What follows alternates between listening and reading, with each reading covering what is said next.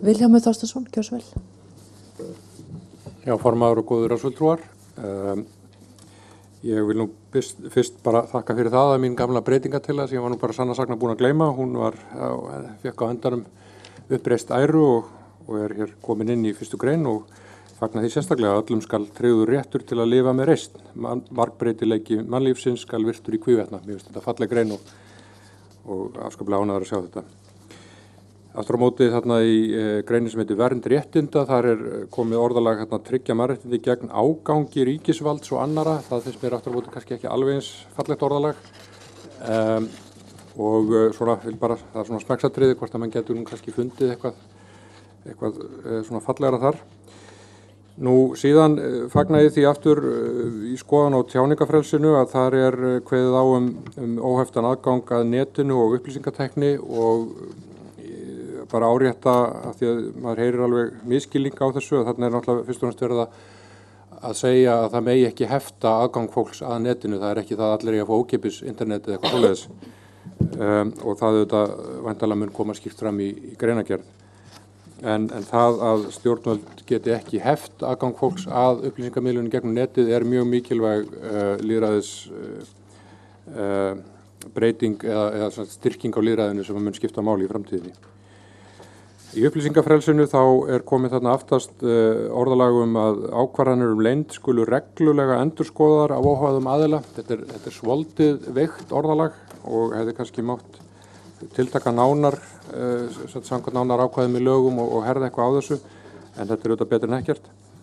Svo vildi ég fagna alveg sérstaklega nýjungin í 14. greininni dvalarrétt og ferðafrelsi. Það er að segja með lögum skal kveða á rétt flóttamanna og hælisleitenda til réttlátrar og skjótrar málsmeðferðar.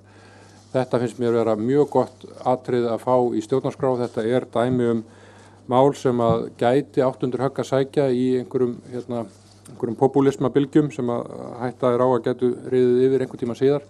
Og ég er mjög ánægð með það að þessi réttindi hælisleitenda og flóttamanna fái stjórnarskrárvernd og þau eiga heima í mannréttindakafla í stjórnarskrá.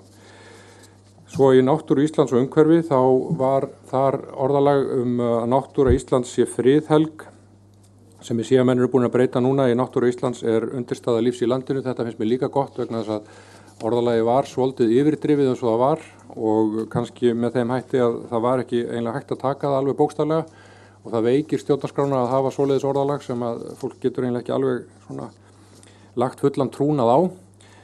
Þannig að þetta er mun betra svona og sama gildir breytinguna þarna í 3. málsgrein að nýtingu náttúrugæða skuli haga þannig að þau skerðist sem minnst til langframa. Þarna er aftur verið bara að færa orðalag til samræmis við það sem er raunverulega hægt að gera. Nú svo ég segi það að við í B-nefnd höfum fengið hér að gjöf frelsi fjölmiðla og þjóðkirkju inn í undirstöðukaflan og fögnum því náttúrulega.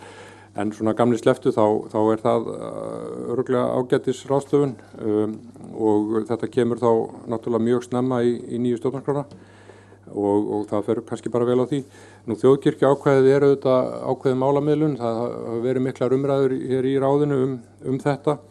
Ég hef alltaf sagt að það væri meginatriði. Það verið 2 meginatriði í því máli frá minni hálfu. Fyrsta lagi það væri ekki stjórnlagaráðs að ákveða hvort það yrði þjóðkirkja í landinu eða ekki og í öðru lagi að það ætti ekki að greiða atkvæði þjóðkirkjuna samhliða stjórnarskránni og þetta ákvæði uppfyllir þessi skilyrði og ég geti vel sætt mig við það eins og það er þó ég hefði kannski viljað hafa ennþá afdráttarlausar ákvæði að staða kirkjunnar yrði endurskoðuð innan tiltekins tíma, til dæmis 5 ára eins og var hér á tímabili í umræðu, en þetta er vel viðsettanlegt. Þetta er það sem ég vildi sagt hafa. Takk.